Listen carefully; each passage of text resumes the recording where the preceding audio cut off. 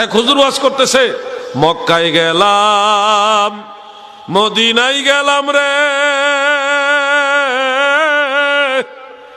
ঢাকা গেলাম সিলেট গেলাম, রামনগরের মতো এমন জায়গা পাইছি না। এক মুরব্বী কো সুরের ঠেলাই কো। যুবকরা জিজ্ঞাসা করলো, চাচা আমাদের রামনগর কি মক্কা মদিনার সাথে বড় নেই?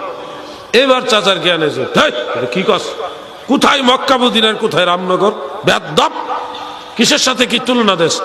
চাচা আপনি রেগে যায় না, আপনিই তো করছেন। হুজুর বলছে মক্কায় গেলাম মদিনা গেলাম, রামনগরের মতো জায়গা পাই নাই, আপনি যে করলেন। আমি ওই জায়গা নিয়ে করছি, আমি তো খেয়াল করছি না, আমি সুরের লেগো করে ফেলছি। তা আমাদের বাঙালি মুসলমান এখন সুরে সুরে ওয়াজ শুনে কোন জায়গা সুবহানাল্লাহ কোন জায়গা নাউজুবিল্লাহ, বক্তাও জানে না কোনটা ঠিক ওয়াজ আর কোনটা বেঠিক ওয়াজ, আর পাবলিকও জানে না কোন জায়গায় সুবহানাল্লাহ কইছে। এই জন্য আপনাদের সত্য জিনিসটা জানতে হবে।